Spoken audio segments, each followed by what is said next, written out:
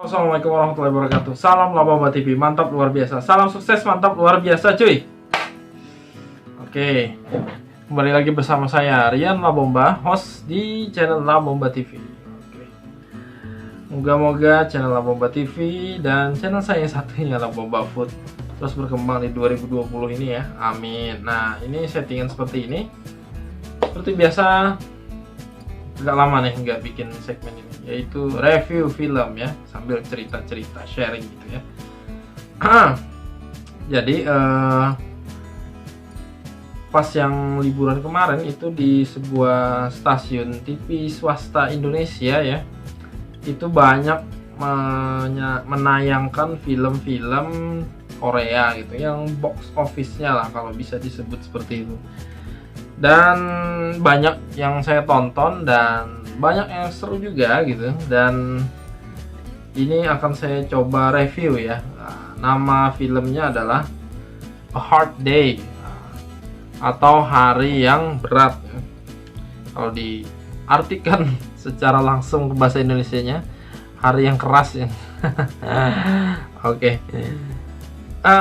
Ini filmnya produksi 2014. Dan kemudian film ini durasinya 1 jam 59 menit. Tanggung amat ya, 1 menit lagi itu 2 jam gitu ya. Kemudian genrenya adalah ada notifikasi masuk tadi, bergenre action ya, action, dan ceritanya ini masalah kepolisian ya, masalah detektif gitu ya. Jadi ceritanya itu nama Gyeonso ya. Ini adalah pemerannya Lee Sun Kyun yang bermain itu di film Parasit ya, menjadi Mr. Park yang bapaknya itu, yang orang kaya rayanya itu. Jadi Gyeonso ini kita sebut Gonso aja ya. Jadi dia itu sebagai detektif, dan pada suatu hari itu ibunya meninggal dan dia ingin ke tempat pemakaman ibunya ya, seperti rumah pemakaman gitu. Jadi saat menuju ke situ dia terburu-buru ya, jalan pakai mobil gitu, naik mobil. Kemudian di tengah jalan itu ada seekor anjing kecil menyeberang ya, dan dia berusaha menghindar. Kemudian karena dia lengah, akhirnya dia menabrak seseorang yang ternyata seseorang itu adalah seorang penjahat yang diburu oleh polisi Korea gitu. Nah, jadi tapi dia nggak tahu itu bahwa dia itu adalah penjahat gitu kan. Jadi karena dia panik, akhirnya dia masukkanlah penjahat tersebut ke dalam bagasi mobilnya ya. Sebentar saya cari dulu nama penjahatnya siapa ya teman.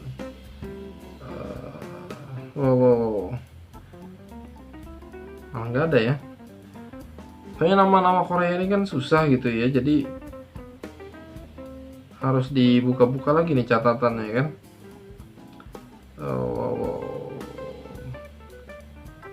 Oke, kita sebutlah sebentar masih saya coba cari.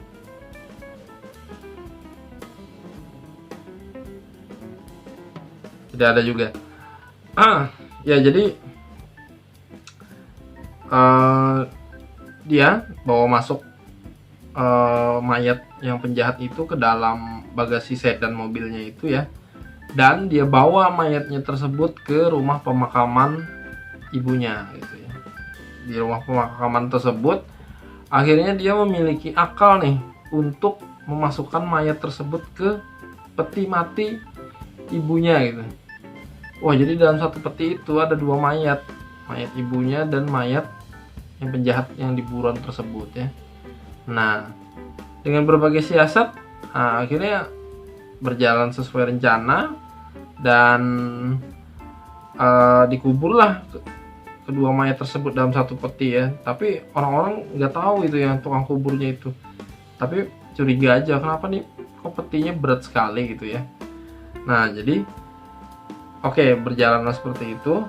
Ternyata di saat kejadian dia menabrak penjahat tersebut, ada seorang detektif polisi juga, tapi dia tidak kenal lah sama yang detektif Gunso ini.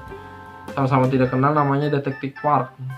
Nah, detektif Park ini itu memiliki hubungan yang khusus, ya seperti relasi lah dengan orang yang sedang buron tersebut, yang mati itu.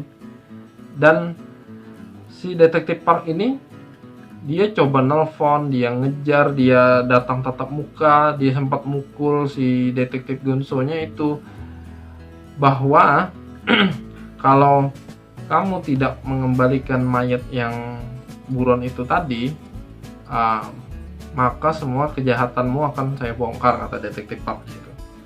Nah, disinilah konflik itu mulai terjadi ya. Dan filmnya ini jujur aja tegang gitu. Tegang bukan karena ada jump scare atau horornya, bukan, tapi kira-kira apa lagi kejutan yang diberikan oleh detektif Park terhadap detektif Gunso ini gitu ya. Dan akhirnya teman-teman detektif Gunso ini pun mulai curiga gitu dengan Gunso ini. Ada apa dengan teman saya ini, agak berubah gitu sikapnya gitu ya, sejak beberapa hari setelah kematian ibunya itu. Nah, jadi sebenarnya ini ceritanya adalah perang antara dua polisi ini. Dan kalau boleh dikatakan ya, detektif Park itu adalah, mohon maaf, seorang polisi korup yang ada kaitannya dengan para, ya ibarat kata itu mafia narkoba lah, atau dengan para penjahat di daerah tersebut. Dan salah satu orang yang penting yang terkait dengan detektif Park itu adalah orang yang buron yang telah ditabrak oleh detektif Gunso tersebut. Nah, apa yang rahasia yang dimiliki oleh orang yang telah diburu tersebut, dan apa yang ingin diincar oleh detektif Park itu? Nah, itu silahkan kalian tonton di filmnya ya. Pokoknya mantep deh filmnya. Jujur aja ini saya langsung seingatnya saja saya mereview ini, tidak berkonsep ngetik dulu gitu ya, jadi nggak seperti baca gitu ya, tapi saya buka catatan aja, urutan buat nge-reviewnya tuh poin 1 harus ini, poin 2 ini gitu ya.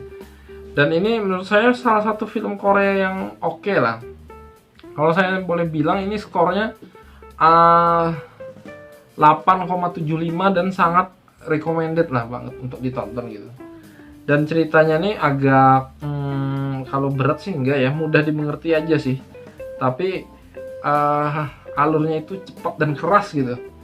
Dan sepanjang film itu saya sukanya itu karena alurnya itu dibikinnya konstan gitu ya. Jadi keseruannya itu selalu stabil gitu. Tidak, biasanya kan film ada yang cuma di awalnya aja yang seru, kemudian pas di akhir-akhirnya malah menurun, atau di tengah-tengahnya malah menurun. Nah, film ini tidak seperti itu, teman-teman. Pokoknya enak lah ditonton sepanjang filmnya itu. Dari ketegangan di awal sampai di endingnya itu. Dan endingnya pun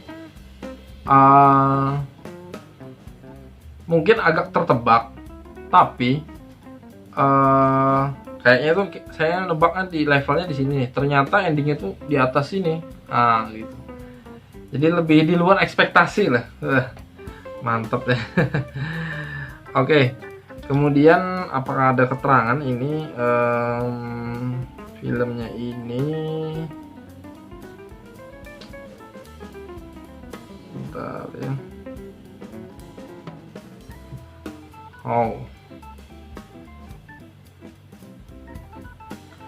Yang